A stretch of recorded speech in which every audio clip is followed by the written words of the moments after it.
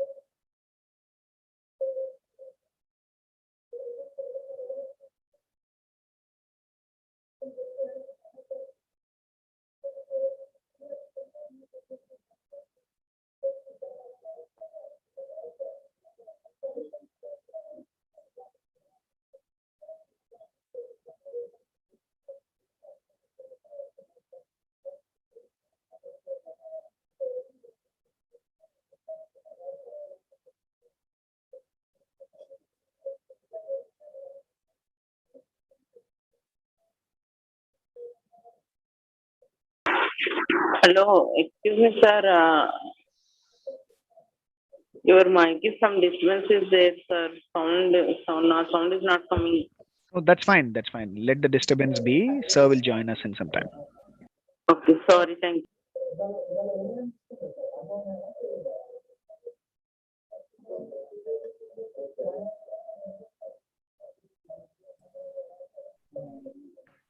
Okay, let's go ahead and then get started.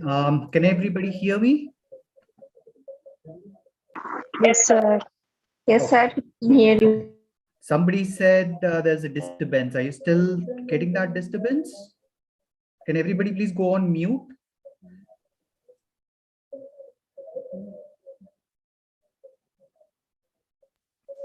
Professor, the disturbance is from the host. They are Right. still unmuted. Yeah. Okay, let me quickly call them and then ask them to go on mute.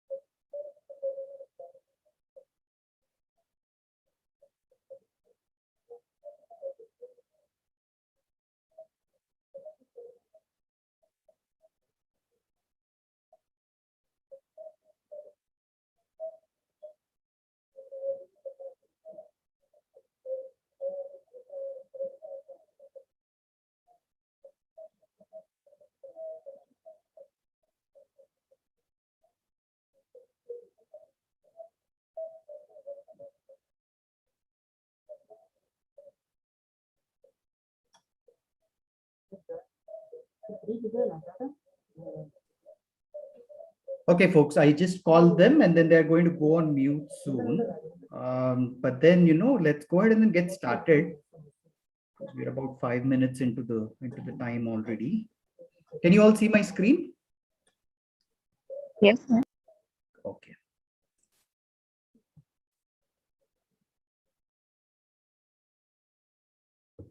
Okay, good afternoon, everybody who has joined. I'm seeing about 12 participants, and hopefully more will join as we progress in this class. Welcome again to the online video lecture organized by Dr. B.R. Ambedkar Open University.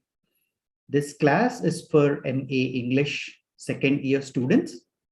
This course is course 9, titled Indian English Literature. This course is divided into 4 blocks and 20 units. We have discussed all the units of block 1 so far and started block 3, unit 10 yesterday. Today, what we'll do is we'll continue to discuss unit 10 and then move on to unit 11, titled Indian Women's Fiction. We will stop at unit 11 today because unit 12 deals with postmodern novel, and then that's a new topic. So I don't want to start it today and then do half of it today and then half of it tomorrow. So instead, what we'll do is we'll discuss unit 11, Indian Women's Fiction, and then we'll start the 12th unit tomorrow. Is that okay? Okay, sir. Yes, sir. Yes, Okay. sir. So let us, like I said, we've started this yesterday. So let us do a quick recap of what we have discussed yesterday. We started with the major writers of the time period 1950s to 1980s, and we discussed the major themes that they were writing on in this period.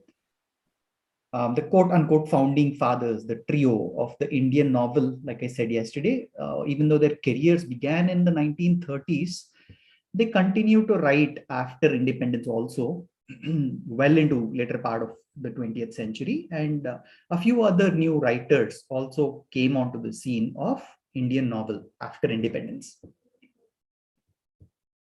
Some of these writers are listed on the slide that's on your screen. We've discussed some of them yesterday, but quick run through. Babani Bhattacharya. I'm sorry, I didn't list Manohar Malgaonkar. I always forget his name, but sorry, is somebody saying something? Kamala. Yes, Kamala Martinda. Yeah, you're right. Yeah, and Manohar Malgaonkar, who Nayantara. Yes, very good. Yep, Nayantara Sahgal. Who is Nayantara Sahgal? Does anybody remember who she is? Yes, sir. Jawaharlal Nehru's niece. Very good. Yes. So Nayantara Sahgal, Anita Desai, and then later Arun Joshi, and all these people have started writing apart from the trio that we discussed. And all these people wrote in the later part of the 20th century, or majorly the second half. As discussed yesterday, while some of the pre-independence themes continued to be written after 1947 also, some of the new themes got attention of these writers. Okay? It was not just the same themes. It was politically a different scenario. It was socially a different scenario. Everything was changing. Change was the only thing that was common at that time. Things were changing very rapidly. So new themes were added to the writings of these writers. This is because, again, the issues, concerns, and problems India as a country was debating with in pre-independence and after 1947 were different. So up until 1947, it was freedom struggle and colonizers' exploitation, the effects of colonization and this kind of stuff. But after 1947, with the newfound independence, India had also to grapple with these social questions or political questions, different issues like where do we take the country towards? Or, okay, we got independence now, but now what? Okay, can we self-govern ourselves? You remember that Swaraj that Gandhiji was talking about in his Hind Swaraj? So are we capable of self-governing? These kind of questions were being asked on the social front and the political front. And then they were also talking about modernization. And then if modernization is good, modernization is bad, what are the effects of modernization and so on. These concerns at a political and a social level also gave rise to new themes on the literature side in the writings of the 1950s and later especially. Now these themes are listed on your screen. You can we've gone through these yesterday, but you can read them. First one is political independence and the new nation. We've already talked about that. What is new India? And then how did political independence impact the themes and writings of that period? Second one is social problems like poverty, class, and caste. This is one of the themes that was there in the pre-independence era also, and it continued to be one of the major themes after independence, because these social problems did not change. They were still part and parcel of Indian society after independence also, poverty, class, caste, and related stuff. Then, like I said, problem of development and modernization. With independence, we have modernization, we have technology improvements, and the people started debating about whether modernization is good or bad. And a related topic to that is the tension between the traditional and then the modern society. Now, from an Indian context, when we think about it, we talk about traditional as usually the rural areas which uphold the traditional values. And then when we talk about modernity, we are talking about the urban and then semi-urban areas of India where they are technologically more advanced. Now, there was also a tension between which is better. Is the traditional way better or the modern way better? So those were also being talked about. Now, early writers of this time continued to use the realist form of writing. If you remember, we talked about the social realism technique that Trio used, and the realistic form of writing continued after independence also. They were trying to portray Indian society realistically. They were not sugarcoating anything. They were not trying to romanticize or idealize Indian society, while they were still trying to get answers to the questions that we talked about when we talked about the early writers of novel. We talked about some questions they had, right? Like, how could English be used to correctly represent the Indian sensibilities, Indian realities? We are a unique society, and our sensibilities, our realities are different from the West. But English is a Western language. So how could English be used to represent these sensibilities and realities? That was one question that was consistently being asked. And related to that, English being the second language, can it be used to express the writer's intentions as well as their mother tongue? Or would English usage kind of twist and modify these intentions, these author's intentions? And how well could the author transform all these intentions that he has, or all these expressions, into English? That was one other challenging thing that the writers of this period had.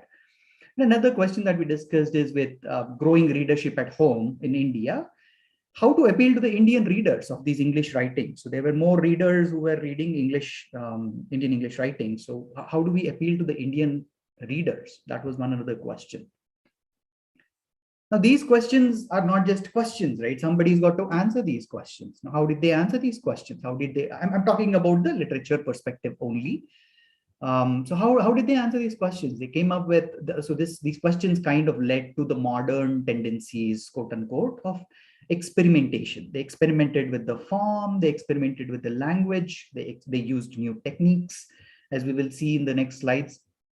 And we've already noted that our trio, Narayan Rajarao and Mulk Rajanand, started to break away from that imitating nature of the Indian novelists, right? So they were, or the Indian writers. The previous Indian writers were imitating the Western form of the novel, and then these new writers broke away, and then the trio broke away from it. They started to break away from it, and then these new writers completely broke away from that trend. Okay, now some of the works of these writers are listed again on your screen. One of the major theme, again, I'm going through the course book, and one of the major theme that's listed there was to realistically portray the social problems of India. And Babani Bhattacharya and, as somebody mentioned, Kamala Martinda are two writers listed here. There are many other writers, but these are the two major writers that I've listed here due to space and time constraints. Now, Babani Bhattacharya's So Many Hungers, that was published in 1948. This is the novel which talks about the Bengal famine of the early 1940s, and then it touches upon poverty. So again, this is a novel that touches on the social problem of poverty. Talks about how the Indian officials, the indifference of the Indian officials, it was the cause, and then it caused the death of many people in Bengal. It talks about that. So it's a social, it's a novel that talks about the social problem of poverty. And then again, Babani Bhattacharya's He Who Rides a Tiger. We've talked about this yesterday. It's a very interesting novel. When you get a chance, read it. It is about an untouchable boy, quote unquote.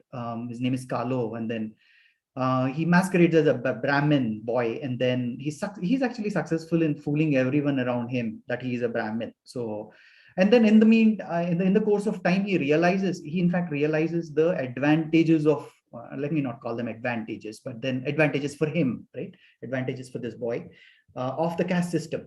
Okay, he sees the value in being a Brahmin.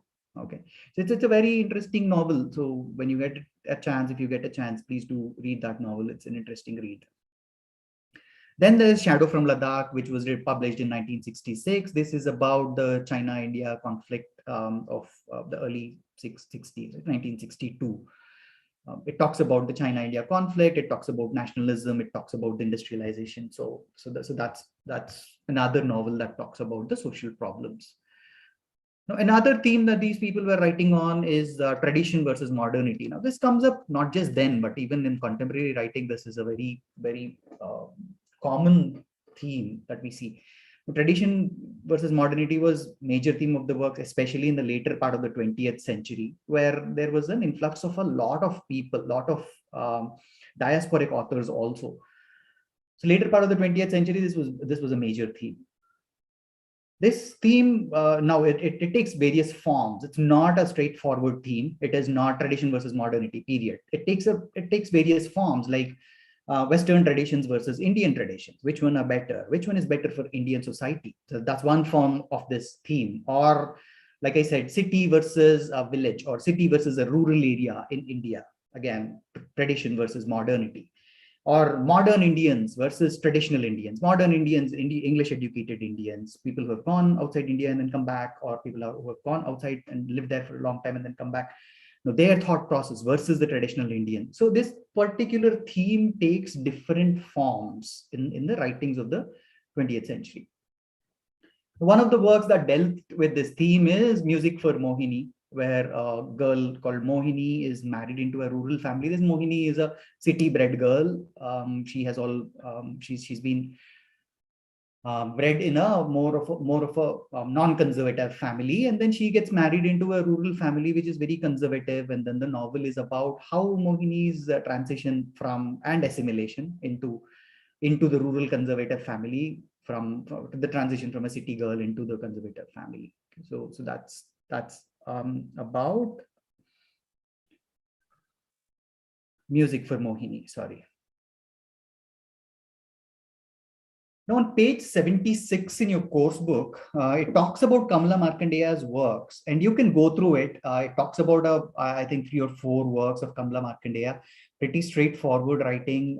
You'll definitely understand it. I just go through that page, and then if you have any questions, we can discuss them in the later sessions. Okay, talks about some of her works like the Coffer's Dam, and then the Nowhere Man, and Martinda is special because she saw Westernization and its modernity as damaging the local Indian cultures, the local Indian identities.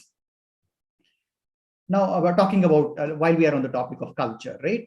Let's just take one example from Kamala Martinda's work, the Nowhere Man. The Nowhere Man is an example of the clash of cultures, where Indians immigrate to the West. So there's this person who immigrates to the West, and then in the process of assimilating to the Western culture and society, those immigrants have a loss of, or a sense of loss of home. So they're away from home. So there's a sense of loss of home. Then they forget the Indian traditions sometimes and are caught in between, right? Now, this is a loaded word. What is this in between thing that I'm talking about? In this work, taking this as an example, right?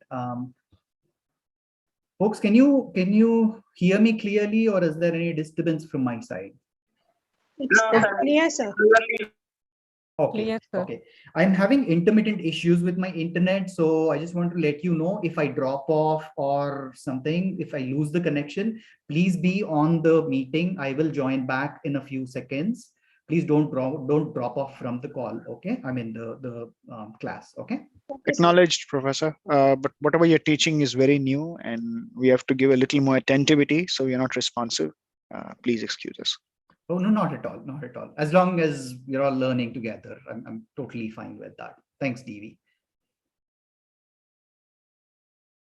Okay, so back to Nowhere Man. So this Nowhere Man, right, talks about this protagonist. His name is Srinivas. Yeah, I think it's Srinivas, who moves to England and lives in England for over 30 years. So he's a long timer in England, and so he's this typical immigrant from India flying to the UK. Okay. But some young people after 30 years, even after 30 years of living in UK, right? But there is a scene in the novel where some young people shout at him saying, "Go back home," right? Now, this again is a loaded statement, because go back home. Now, what is home for Srinivas? He's been in the UK for 30 years. So Srinivas kind of is flabbergasted. He's surprised. He thinks, well, England is my home. So where are they asking me to go back, right? So after living in England for 30 years, he's not Indian in a typical sense, right? He's gone outside India. He's lived in the UK for a long time. So he's not actually an Indian in the typical sense. But if you see the flip side, he's also not English. Why? Because for the English, he will always be this brown-skinned Indian, right? He can never be assimilated into their culture completely. He can never be 100% a white guy, right? Or English. So he's stuck in this in-between space. He's neither here nor there. He's neither in India, he's nor in UK. He's neither an Indian nor English, right? So this is why he's Nowhere Man. He's from nowhere. He's basically stuck in this, in this in-between space. Now, this in-between space, you'll have to remember, we'll again talk about this in the future units. I forgot the unit number, but we'll talk about diaspora authors. Okay, there's in-betweenness and then assimilation and acculturation of people. This will form the basis, or this will form the major theme about in diaspora authors' writings. Okay, so just remember this in-between space and what is in-between space. And if you get a chance between now and the next unit, please go through the diaspora authors, and then we can talk more about this in-between space later. We can also touch upon the liminal space that Baba talks about in the next session. So anyway, coming back to Kamala Martinda, like I said, some of the other works are listed on 76 of your course book. So please find time to go through them.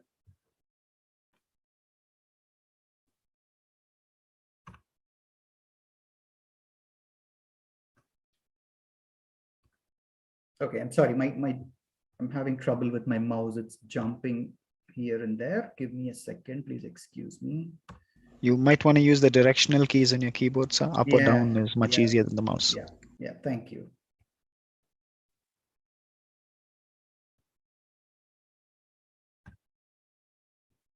Okay, another shift during the period that we're discussing is the number of novelists moving from quote unquote outside to inside. What is outside and inside? What does that mean?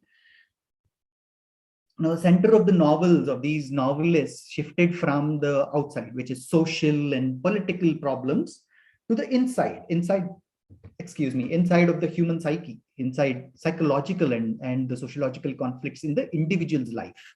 Okay, so they started looking inwards. That's one other change that we've seen in these mid to late decades of the 20th century. So they shifted the focus from outside to the inside, right? Basically, especially the women writers who started, I'm just using this as a segue into our next unit, but especially the women writers who started talking about their domestic problems, concerns of their inner lives, and in the domestic space. They started talking about these things. It is about family, it is about personal feelings, it is about domestic issues. And then some of the women writers actually told their own stories in these novels, own stories. So some of these works are actually autobiographical in nature. We will talk about them in the next unit. But This is especially true for the writers of the 70s and 80s, like Anita Desai, for example. Though character development and psychological depth and all were being touched in the 50s and 60s, these themes became the dominant concerns of the 70s and 80s and later works.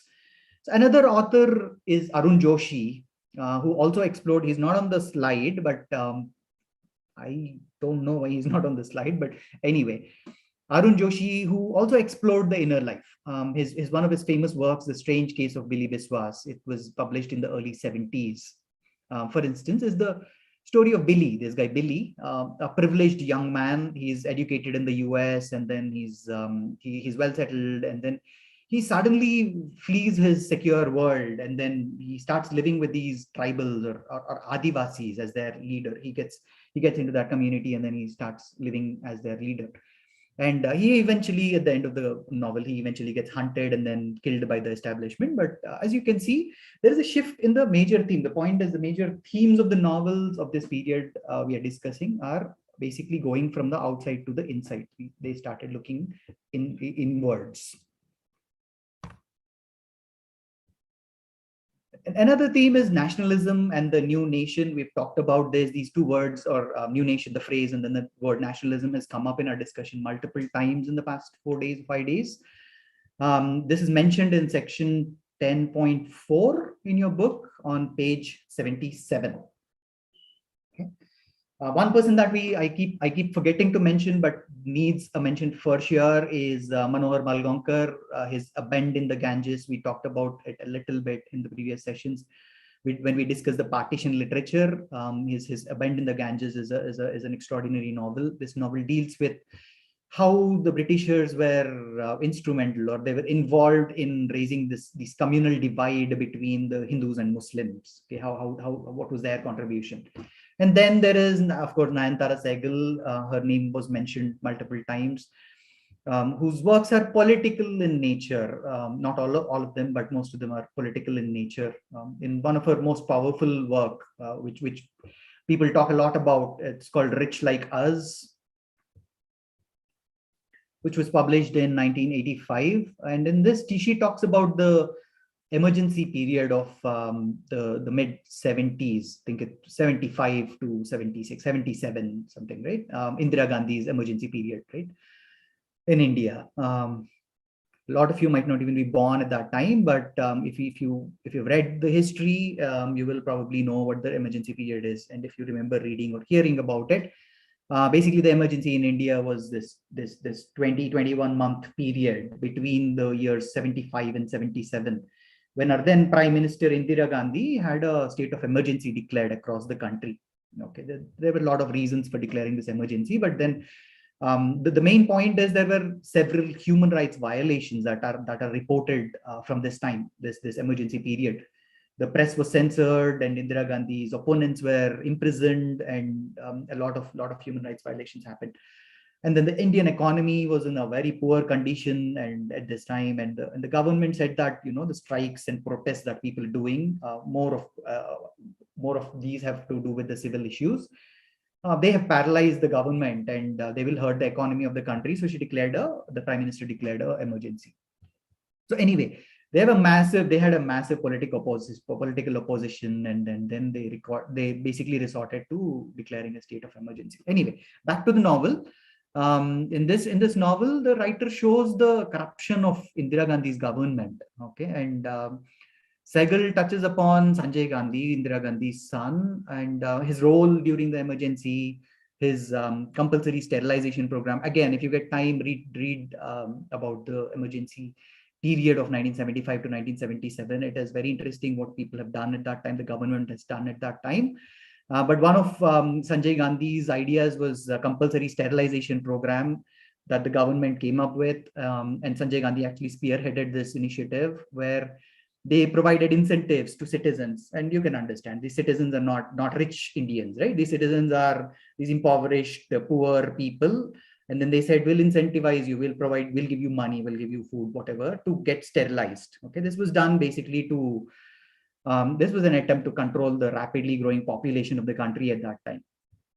so the novel touches upon that, Sanjay Gandhi's role. It talks about the corruption in Indira Gandhi's government. It also mentions the beautification project, where at the same time it happened, and where people in the slums were thrown out of their homes because they wanted India to be beautiful. And slums apparently are something that are like a black mark on India. So the people from the slums were thrown out of their homes during this time. So Sehgal actually, enriched like us, it's like I said, it's a political novel in nature, and nationalism again comes out as a theme in this work too. If we go back to our list of themes, right? Nationalism comes out as a theme also.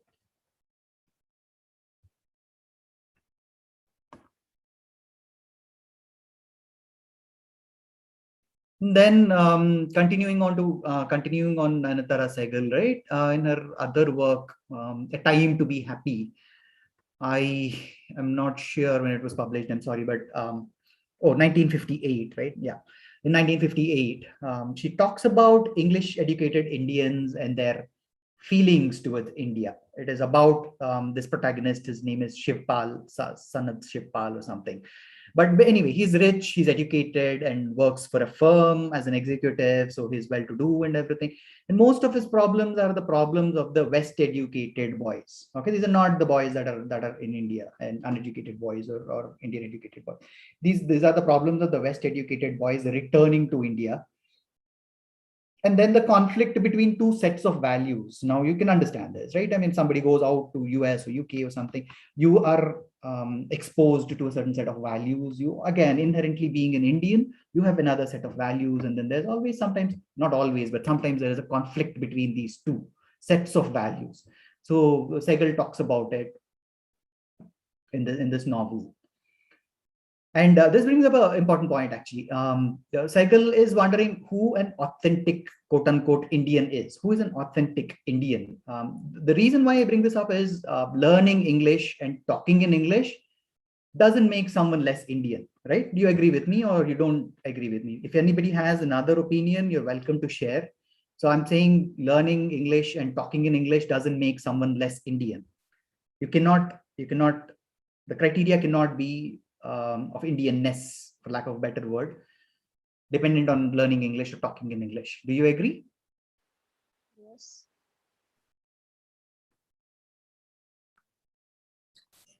So to answer you, the British were, what I can say, unanimous for our resources. So what they taught the politicians is people don't matter. People's resources matter, and anyone would part with their resources willingly if you keep them confused. Could be identity crisis, could be financial crisis, could be CRA, things like that. So you keep the public occupied so that your premise of resource grabbing can go on. So we shouldn't ask ourselves, are we Indians? We should tell ourselves we're Indians because we're part of this geographical location, and move on with things. But what writers think and what writers write matters. And we need to look at it from their perspective, not get influenced by it.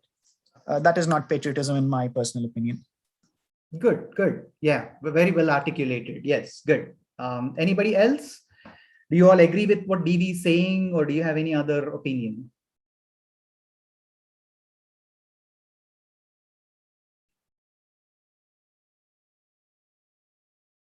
Okay, so we're bringing this up because this is in light of the accusations of Indian English writers of the 80s and 90s. Again, these are the decades where we had an influx of a lot of authors or writers in Indian English from the diaspora. They were accused of being less Indian because they wrote in English rather than their native languages. Okay, there were a lot of accusations. And then accusations, and then they said, well, you're not Indian if you're not writing in, Bengali or Tamil or Telugu or Kannada or Punjabi. Right? You're writing in English, so that makes you less Indian. So these were the accusations that these people had to go through. So there was this identity politics, right, in play during this time. So that's the only reason that we brought this up. Okay. Anyway. If you see the number of serious novelists during the 50s to 80s, which is the period that we are discussing, right, was maybe like a dozen or a little more. That's all. Okay, of which of which again, very few were women. They were majorly male writers. But anyway, all these writers had their audience though. I mean, it's not like people have written during this time and then nobody read them. A lot of people were reading their books and then made the books famous. There was also a lot during this time. There was also a lot of secondary literature being written on these writers. Why did this start?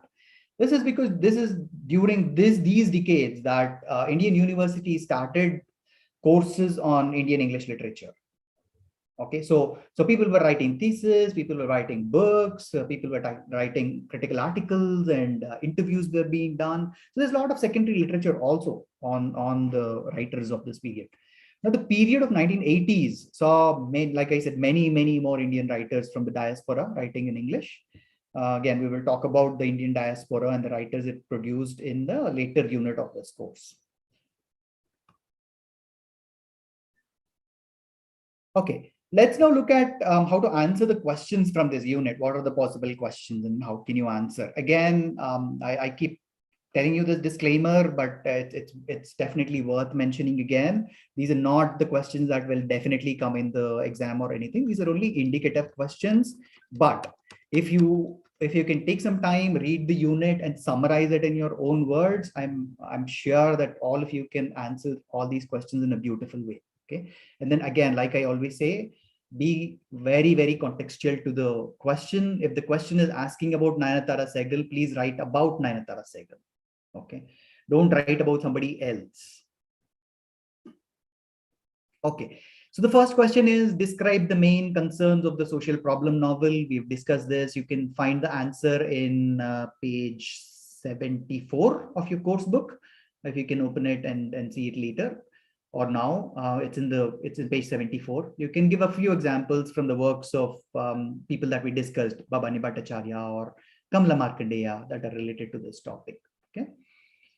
The second question is explain how Indian writers deal with tradition versus modernity theme. Again, we've discussed this, and the answer is in page 75 and 76 in your course book. Again, here also you can give some examples of works of Babani Bhattacharya and Kamala Martinda that are related to this topic. Okay, both these writers have touched on multiple themes. So depending on the question, you'll have to, the works might be the same, but depending on the question, you'll have to explain different themes. Another question can be, list the themes of Indian novels of 50s to 80s and give examples of works dealing with these themes.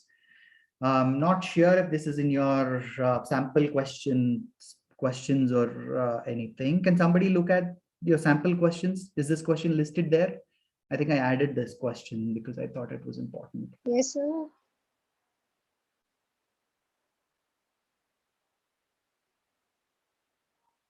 Okay, anyway, this question is basically asking you to summarize unit 10. That's what it's basically asking you.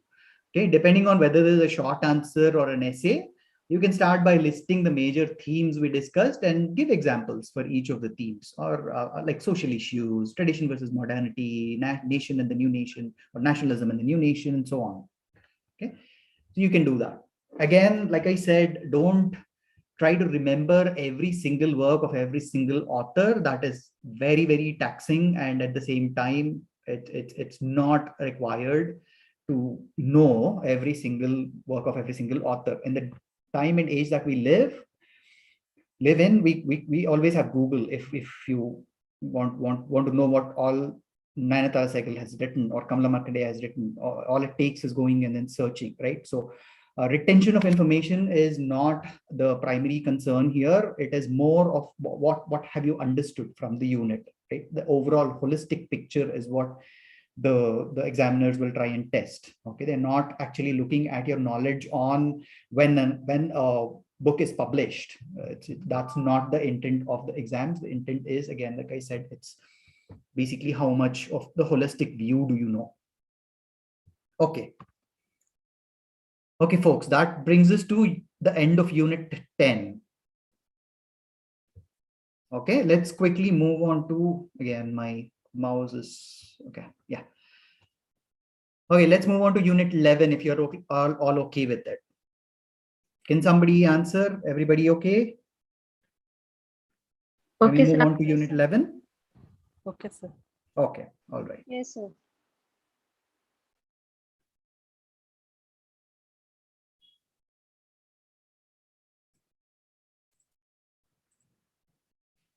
All right. Unit 11 is Indian women's fiction. We will finish this unit today, but like I said, we will not start unit 12 because that's a new concept, and then that will be taken tomorrow. So the objectives, again, we'll follow the same structure that we've been following for most of our units. We'll talk about the objectives, and then we'll have a discussion, and then we will give a conclusion to the unit. So the objectives of this unit are basically to introduce Indian women writers in English. We will also talk about the major themes that the works of these writers have, and we will end with a discussion of politics of gender in India after independence, and how this is represented in the works of women English writers of India. I think we talk about post-colonial feminist writers also, but we'll see. We've talked in an earlier class about how most of the gender roles are given to us, right? And we don't choose our roles. We or at least majority of us, the majority of Indian population. Let me put it that way. The gender roles are given to them; they're not chosen, right? Now, going with this premise, the social issues were addressed by the men, and then domestic issues were all women's, right? That there was that segregation, which is all social issues. All outside issues are managed by men, and then all the domestic issues are all women's, right? This, of course, as we all know, and then I'm sure all of us agree, is an incorrect representation, because with gender politics, social inequalities, and power relations in a marriage, women's fiction can also be political, right? It's not just, the political does not just mean the outside. The domestic space can also be political, especially with the power relations in an institution of marriage. Okay, having said that, some of the themes that women's fiction have are, first thing is, like I said, home as a political space. So there were inherent power relations at play in a marriage. We all have read about it. We all know about it. Some of us have experienced it. So there's inherent power relations at play in a marriage. Again, mainly due to the gender roles assigned and then gender roles that people take. This theme gets a major attention in women's writing in English. The other thing is the social and cultural contexts, like patriarchy and class. These affect women in their family and domestic space. So again, the segregation is not like a line drawn on a rock or stone. Now, there's social situations impact the domestic space impacts the social situations and cultural contexts, right? So patriarchy, we talk about patriarchy all the time, but when we talk about it from a social evil or social issue perspective, that does not mean it's just social. It also affects women in their and men in their family and the domestic space. So that's one of the concerns and one of the themes that women writers were trying to highlight. Then we have the question of body, sexuality, and identity of women. We talked about identity of women as far back as when we were discussing R.K. Narayan's The Dark Room, right? We talked about this character Savitri, and then we talked about how the protagonist says, what does a woman have of her own? Only her body, and everything else is her father's, husband's, or son's. She says that, right? So this objectification, this dehumanization, and the impact it has on women's identity are also a major theme of women's writing in English. Okay? In fact, it's a major theme in women's writing in English. Now, then the myth of marriage as a safe place. What does this mean?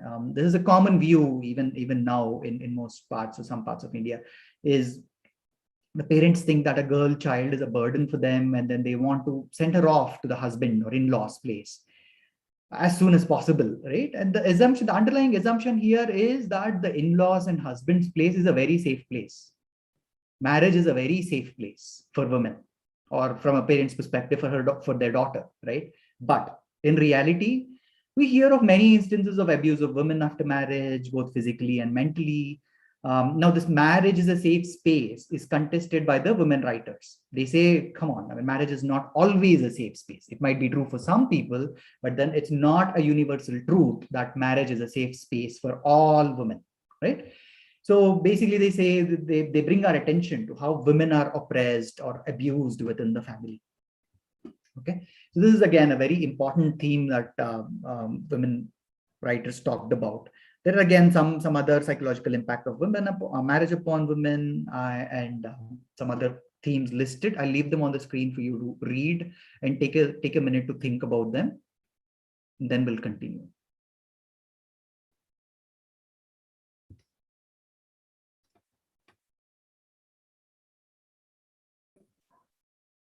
Actually, I had a question here, Professor. It says, when it comes to the identity bullet point, it says ethnic identity. How is that a particular theme? Everyone were pretty much married within their community. They existed within their community. So how does ethnicity become a theme for identity? Good question. Yeah, so that is written from a different perspective or from a different viewpoint. Okay, the ethnicity is not here. It's not talking about within India. Okay, this is an important concept when we talk about. I think we'll talk about post-colonial feminism. Let me quickly check.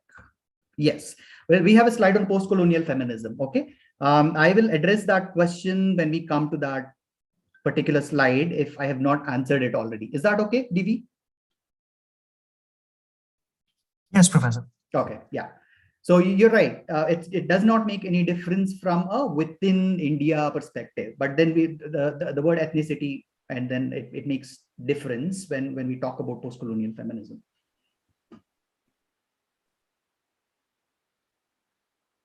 Okay.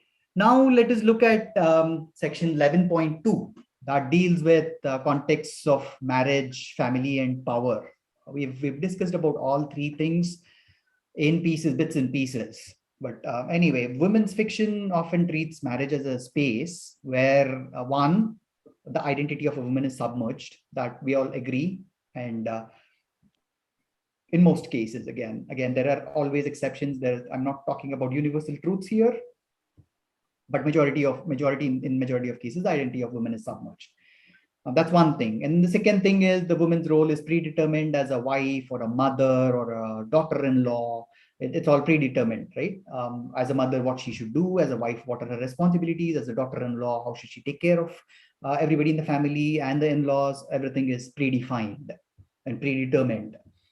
And the third thing is the power relations within a family. And more often than not, these power relations are in favor of the males. Okay, so these are the three things, at least the major three things that often treat or make marriage as a space where these things are in always constant tussle.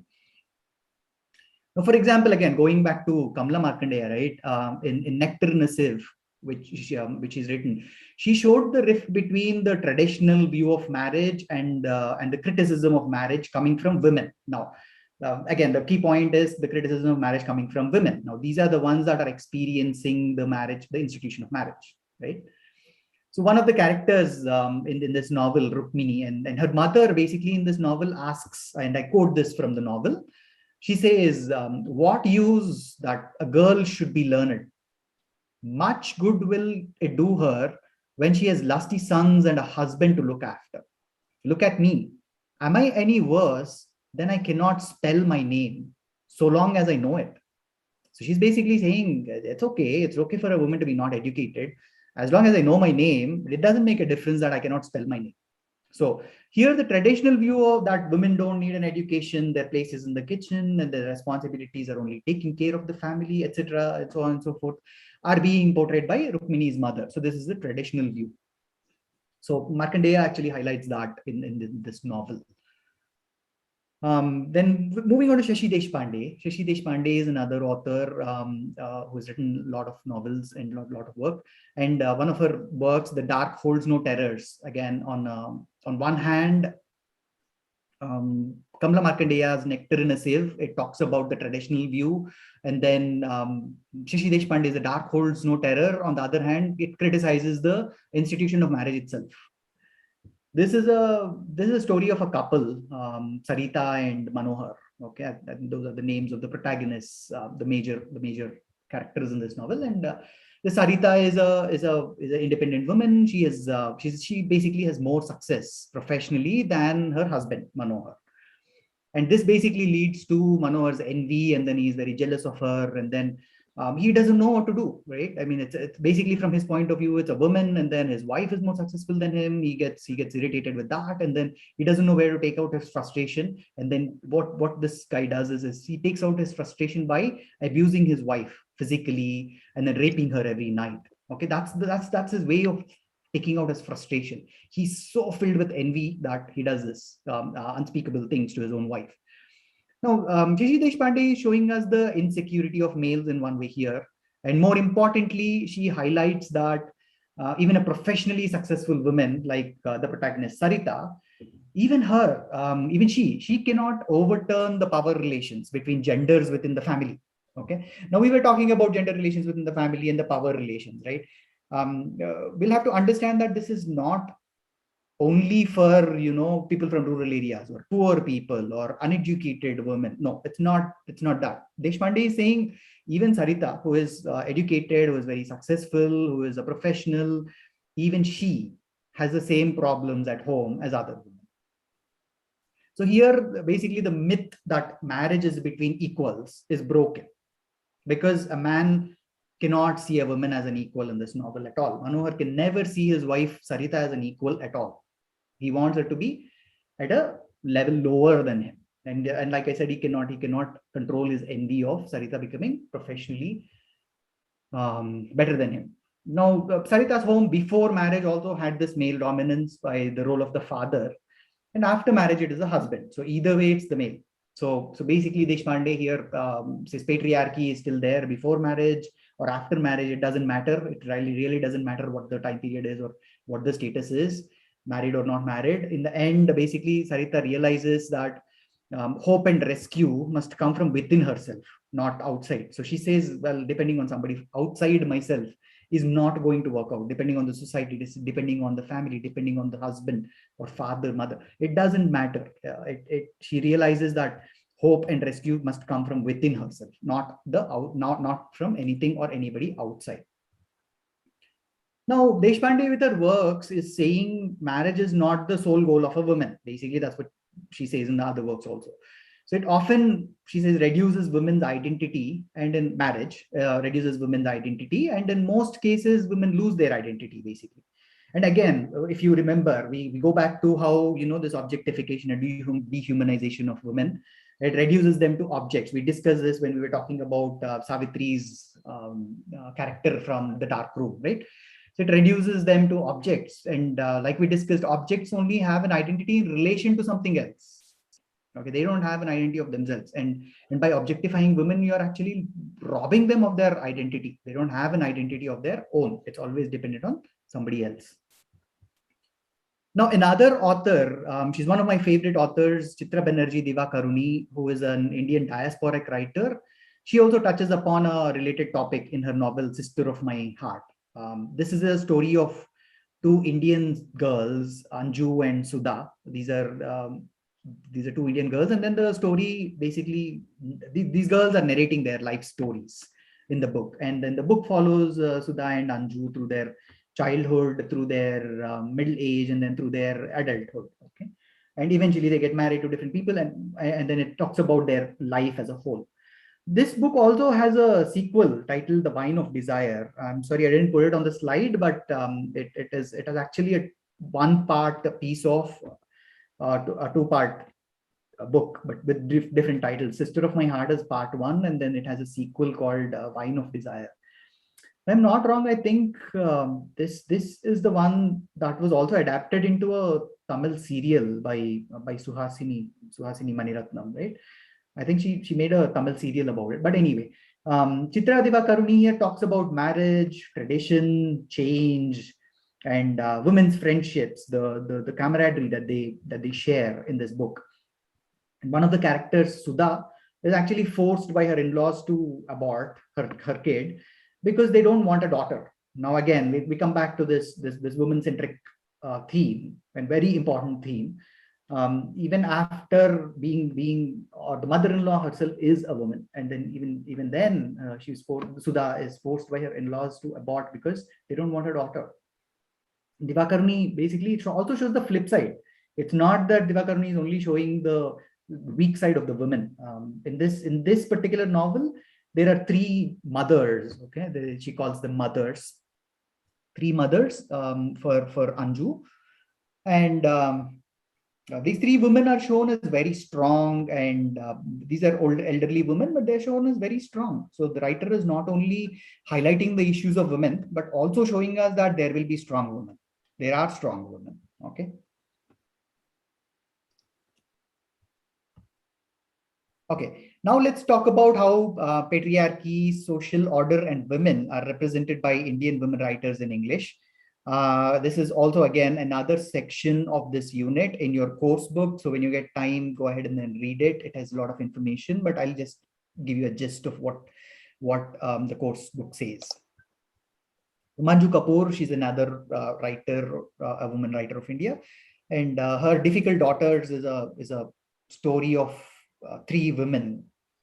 The names are not coming to my mind now, but it's a story about these three women, and it revolves around them, and then it's set around the partition time period. And then these three women actually go beyond the society standards of role of a woman. So again, there is this traditional versus modernity here again, which is showing up. They go against the traditional standards. They go against the society standards of role of a woman, and they rise above the domestic space. They say they empower themselves, and then they rise above the domestic space. One of the characters actually gets interested in getting educated, and then takes help of a neighbor or somebody to get educated, and then they basically encourage themselves. So anyway, they basically thought to be something other than a wife. In the novel, this is a quote direct from the novel. They thought to be something other than a wife. Now, what does that even mean? Right? Other than a wife. That itself tells you that the term wife or the role of wife is predetermined. Right? A wife is supposed to do this, a wife is supposed to do that, and wife is supposed to do something else. And then these people said, wait a minute, we are not going to do what that particular social standard is calling us to do, or asking us to do. So we are going to do something else. Now, these women set priorities in life, go for higher studies, participate in the Satyagraha movement. And again, going back to, if you remember, we talked about Raja Rao's a similar theme, right? We talked about how women are very instrumental in the movement against the Britishers in Kantapura.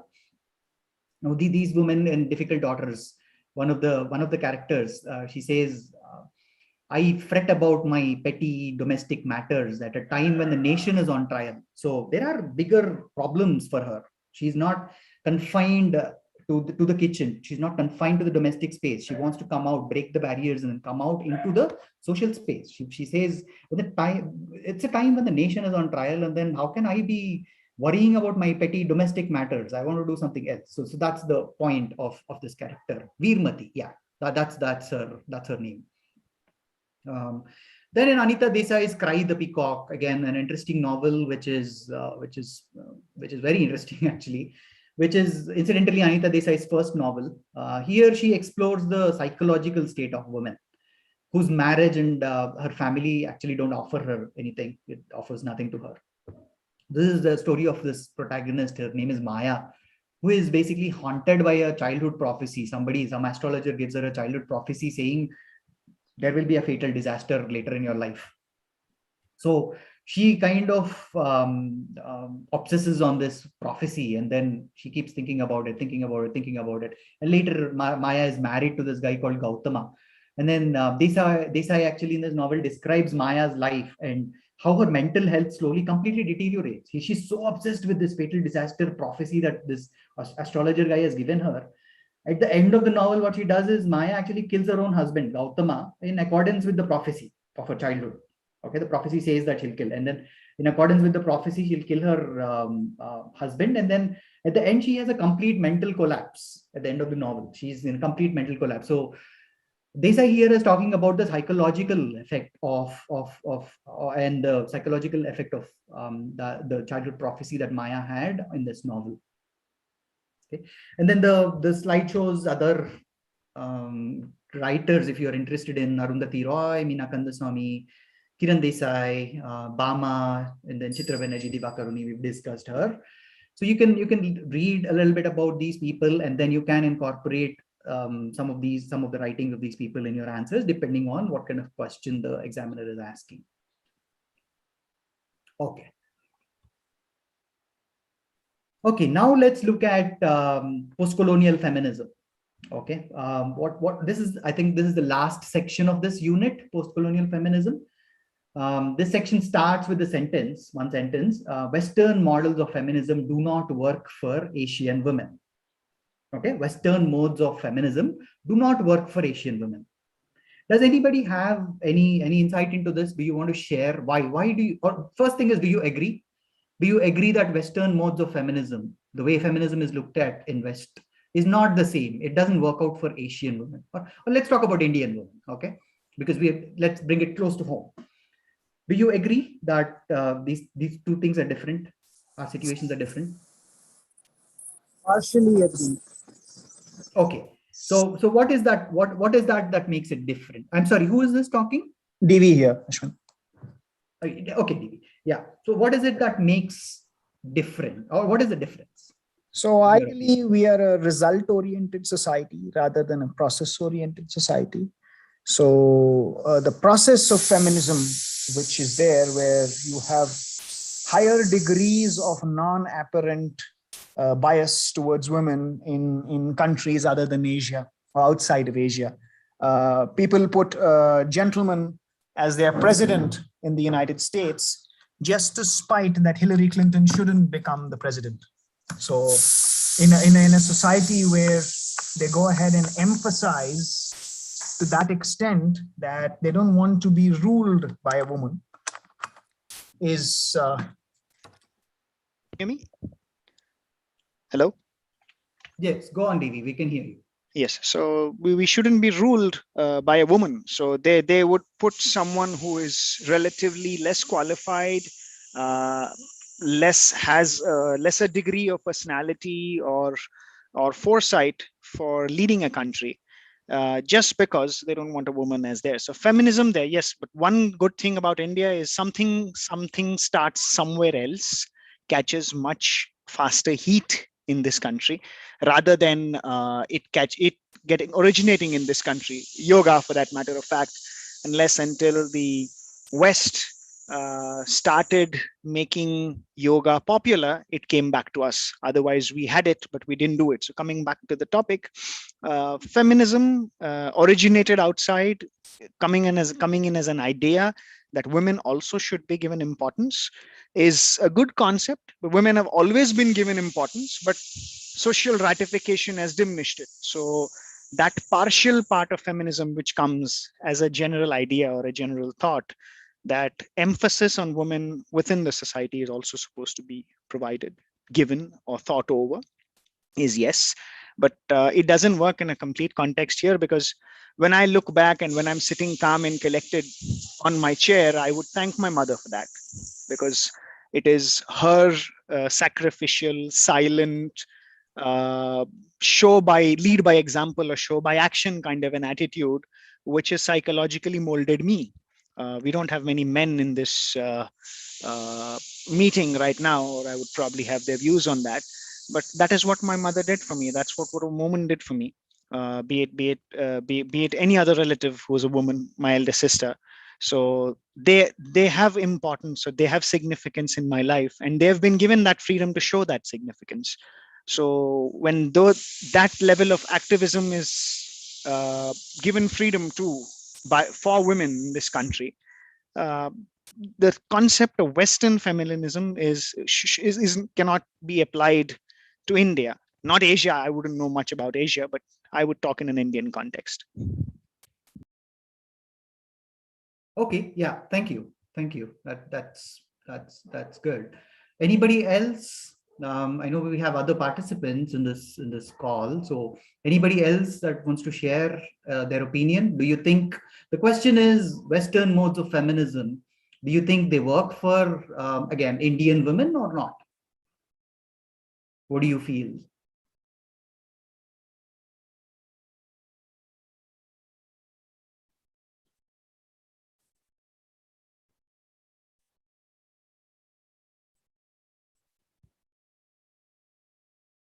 You can unmute yourself if you would want to speak. Okay, I see Devi, Hemalata, Kalyani, any one of you, Sirisha, Sai Kiran.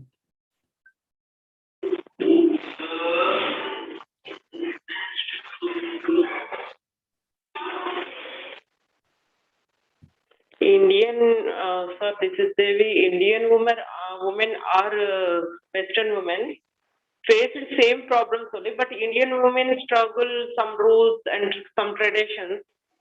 But what about I can't explain about Western rules. So I think about Asian women, Indian women only. In Darkroom Rajaro, as like that, these are also is there. That's why I'm telling. Thank you. Okay, Devi, can you repeat that last sentence? I lost you there. I heard you until Raja Rao, but what did you say after that? Raja Rao and Darkroom, that R.K. Narayan. These are all feminism concepts also is there in this concept. How women think, way of thinking in the social in that locality, in that situation. And at present also, Anita, these are also present situations also in concept is there in this feminism. So many struggles, how to in family purpose, those people how to handle those jobs. These are all is there in this way. Thank you. Okay, thank you. Thank you for the response. Okay, so another difference is India is a communal society, right? We culturally we value community rather than the individual. If you look at the West, on the other hand, emphasizes the individual over and above everything else. So there's a basic difference between the West and India. So the assignment for you today is just think about this. Okay, is this so? Like I said, India is a communal society, but West is an individualistic society, or that values individual more than the community. Think about it today. Tomorrow we'll discuss, why if this makes any difference at all or no. Okay, but think about it. That I just wanted to throw it out there. And then think about it. We can, again, like I said, we can discuss. Okay, moving on to our the main topic. What is post-colonial feminism in the first place? Isn't it enough that we call it feminism? I mean, why do we have to attach post-colonial or colonial or whatever to it? Now, typically, feminism, it is from the West, it's a Western concept, and feminism was focusing solely on the experiences of women in the Western cultures, and former colonies also, but Western cultures predominantly. Post-colonial feminism, what it says is the way that racism and these long-lasting political and cultural effects of colonialism, right? These affect the non-Western women, in our case, Indian women, in a post-colonial world in a different way. The effects are not the same as the Western woman is going through. Somebody said, there is definitely a difference between Indian women and Western women, but basically what in post-colonial means migrant women who are came from other country, settled in our locality, immigrants, I think. That woman, you said? No. So these are ours is a post-colonial colony, right? India has been colonized before, and then we're talking about the effects of colonization. So I'm talking about the Indian women, basically. So what my point is, or the unit's point is, the way Western women were impacted, or the Western women's concerns on feminism are different from the post-colonial world. Ours is a post-colonial world. India is a post-colonial world. Okay, so Professor, just want to jump in here for a minute. We were colonized by the British, like prepaid and postpaid. Post-colonial is after the British leave. When your country is governed by your countrymen, your role as a woman before the British and after the British is what post-colonial talks about, in case anyone has doubts. Yeah, thank you. So post-colonial feminism argues that, like I said, women living in non-Western countries, India. Let me talk about specific to India. Okay, so I'll rephrase that sentence. Post-colonial feminism argues that women living in India are misrepresented. Why are they misrepresented? Because feminism typically puts all women in the same bucket. So basically, they are saying a US woman and a UK woman and an Indian woman and an African woman and a New Zealand woman, everybody is the same. But we know that they're not, right? Our experiences are different. The women from India, their experiences are different. The women from the West, their experiences are different. Everybody's experiences are different. This kind of alludes to or kind of relates to what DV asked previously. Where does ethnicity come into this whole women's writing and the position of women? Your ethnicity, based on your ethnicity, your experiences are different. So you cannot universalize the woman where, it's completely different from reality, right? You cannot say, when I say women, I'll have to basically explain what women I'm talking about, depending on their history, depending on where they're from, depending on even within India, where they're from. We'll talk about that in a minute, but where they're from and what is their background and when were they colonized and what are the after effects of colonization and what happened after colonization. There are a lot of factors that determine what the experiences are that these women go through. We cannot throw all the women in the same bucket and then say, we'll talk about something related to all women in the world. It is never going to work out that way because our individual experiences are different, right? So post-colonial feminism basically says, hey, the original feminism is only talking about predominantly talking about the Western cultures. So what about Indians? What about Africans? Why are you not talking about the post-colonial women? Their experiences are something that is different, right? So they basically say, don't universalize the word women or don't universalize women at all. Now, they also work to bring in the third world feminist movements. This is the term that's used, third world feminist movements, into the mainstream Western feminism. So the feminism from the West is, let's term it as Western feminism. And then let's say back home, it's called third world feminist movement. So these post-colonial feminists actually try to bridge this gap. They try to bring these third world feminist movements together into the mainstream Western feminism. They add in more to the equation because the equation only has or had Western people, Western women. It was only talking about them. But post-colonial feminists say, no, bring Indian women into the picture, bring African women into the picture because their experiences are different. And then now let's talk about feminism, right? So that's their point. Now, third world feminism again comes from the idea that feminism in the third world countries, it's not imported from the first world. If you call it third world, it's not imported from the developed countries, the first world. Instead, it actually deals with the internal ideologies, internally within the countries, right? Internal ideologies and then the social factors of the third world or social factors of India. So going ahead, post-colonial feminism now focuses on the cultural differences among women. There are different ethnicities for these women. So there are cultural differences among women. They'll have to consider, or whoever is talking about feminism has to consider the cultural differences among women. If not, you're not looking at it holistically. You're looking at only a subsection of people or subsection of women, and that is not correct. So post-colonial feminism focuses on the cultural differences among women also. And then the second point is difference between experiences of Asian women versus Western women, or in our case, Indian women versus Western women. We've talked about it. But let's talk about it with an example. Now, Devi, was it you who asked me the question about post-colonial means immigrated, or who was that who asked? Yes. Okay, so let's take an example. Okay, imagine Indian woman, a typical Indian woman. Okay, do you think her experience is same as, let's say, a woman from US or UK? In a general sense, I mean, we don't want to go into specifics, but in general sense, you're an Indian, so you know how a typical Indian woman's life is. And then you've seen how the life of a US woman is, maybe from movies or books or articles or magazines or wherever, right? So do you think the experience is the same or different? Different. Okay, very good. So now let's go one step further. Okay, let's say the Indian woman comes from a financially poor background. Okay, now are her experiences different not only from the US women, but also from the rich Indian women. Let's say there are two Indian women. One is rich, and then rich girl, and then one is a poor girl. Now, the poor girl's experiences are different from the rich girl's experiences, even though they are both from India, right? Do you agree with me? Yes, sir. Okay.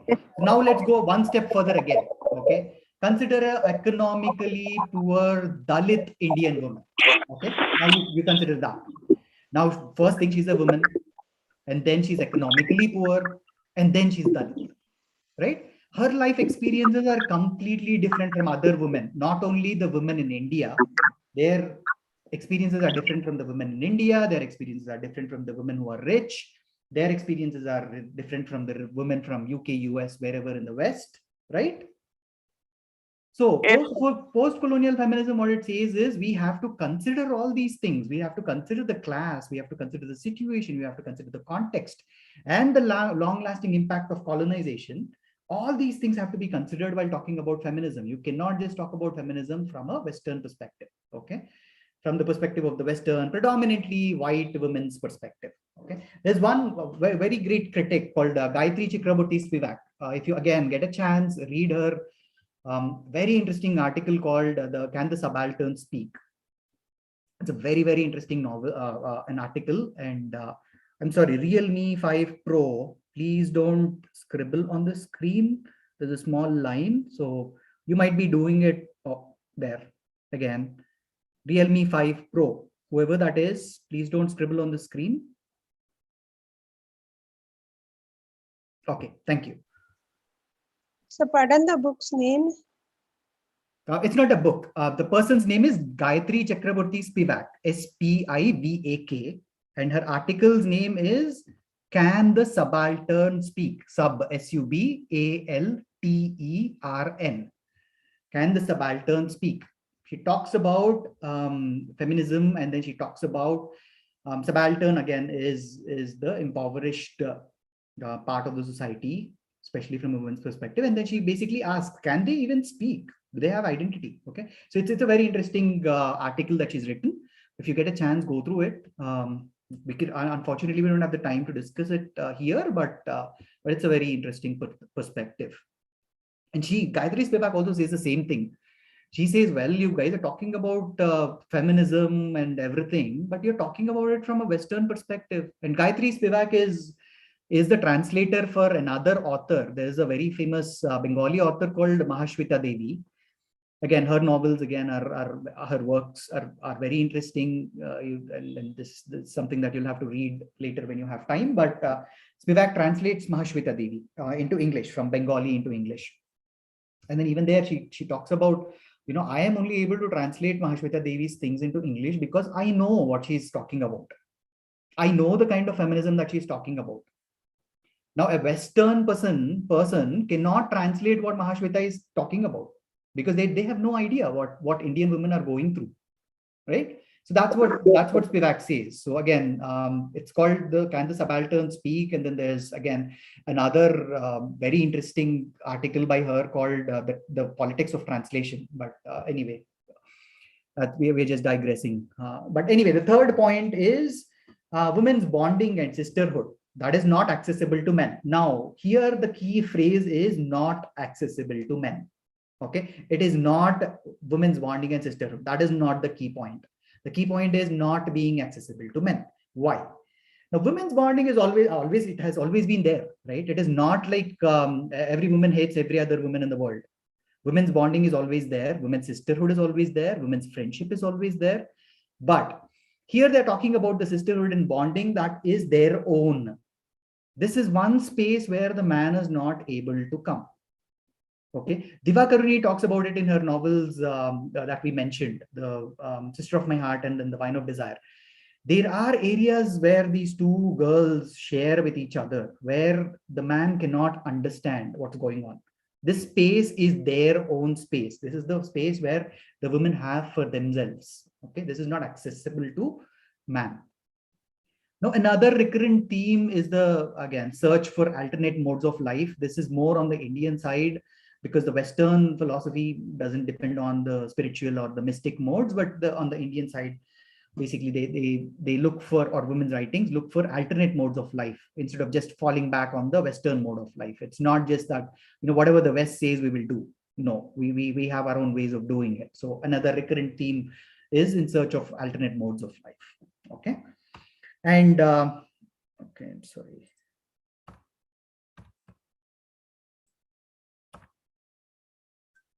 Okay, here are some works of post-colonial feminism. We're not going to go into details of this, but I'll leave it on the screen for you to either jot them down or take a snip out of it or something. But these are some of the post-colonial feminist works that you can either write in your answer, depending on the question again, or when you get a chance to read, please go ahead and read these. These are all very interesting novels. Especially Arundhati Roy is The God of Small Things. It's a very, very interesting piece of work to read. Even Manju Kapoor's A Married Woman was also a very good book.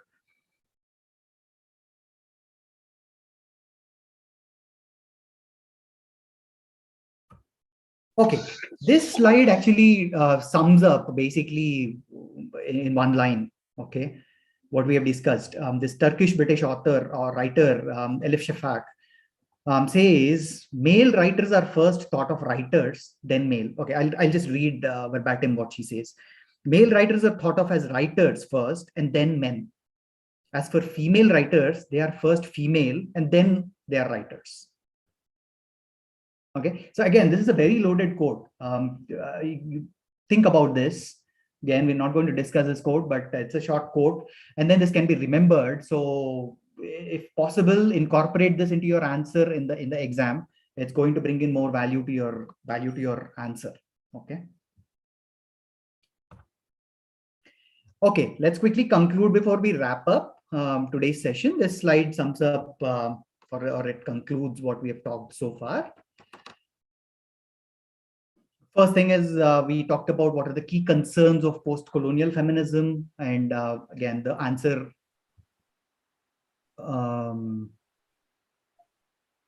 or this particular, oh, I'm sorry, this is women's fiction. Okay, yeah, we talked about marriage, power, and gender roles of women and how they are represented in the women's writings. Then we talked about patriarchy and social order and how those are represented. These topics are represented in women's writing. We talked a little bit about post-colonial feminism also. Then we talked about writers like Anita Desai, Shashi Deshpande, Manju Kapoor, and others. And then we talked about, I didn't talk about them, but then we had a slide about post-colonial feminist writers like Arundhati Roy, Geeta Hariharan.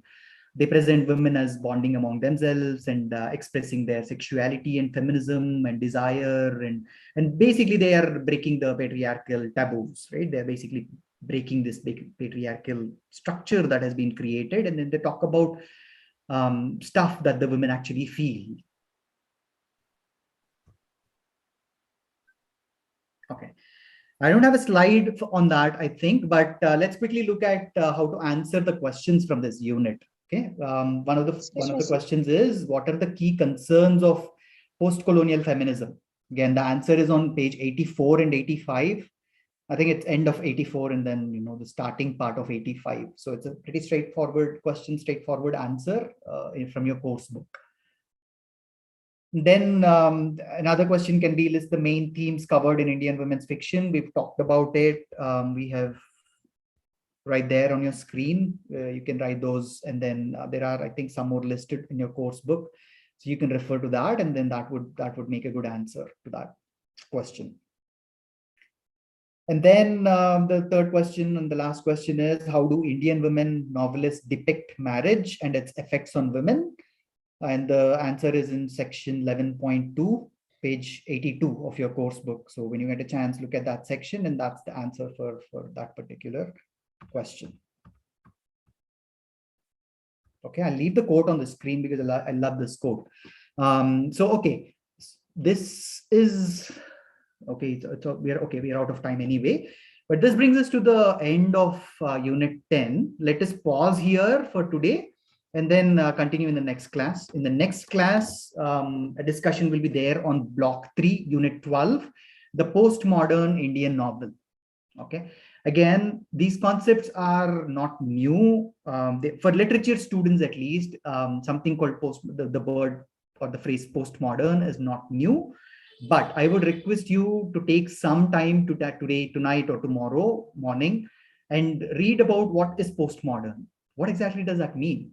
Postmodernism, and how does it relate to literature? You don't have to read about how it relates to the Indian novel. We will discuss that in the class. Okay. But I would be glad, I would be very happy if some of you at least could go and then read about what is postmodernism in a general sense, and then how does that relate to literature? How is postmodern literature different from other literatures? Okay. So at the starting of class tomorrow, if somebody can explain what is postmodernism in a general sense and then how it relates to literature, that will be great. Okay. And then just as hints, right? It talks about from a literature perspective, it talks about aspects of rejecting the absolute meaning, and then there's no universal truth, and playfulness. Basically, playfulness is one of the major themes of postmodern literature. And you can also read about alternate realities are constructed and everything. And I'll leave you with one tidbit for the next session. Salman Rushdie's Midnight Children. We've discussed about from 50s to 80s, and Salman Rushdie's Midnight Children is a novel that is usually considered to mark the postmodernism in Indian English literature. Okay, many of you might have already heard about Salman Rushdie. Many of you might have read Rushdie's Midnight Children, but that is the book that is usually considered to be the pioneering book of postmodernism in Indian English literature. Anyway, Role we'll talk model about it, for a lot of authors. What is that? Ideal author, not a pauper, not in poverty, but wrote and created great works of literature. Right, and critically analyzed too. And a lot of people have written articles on Rushdie's language and the way he had his themes and everything.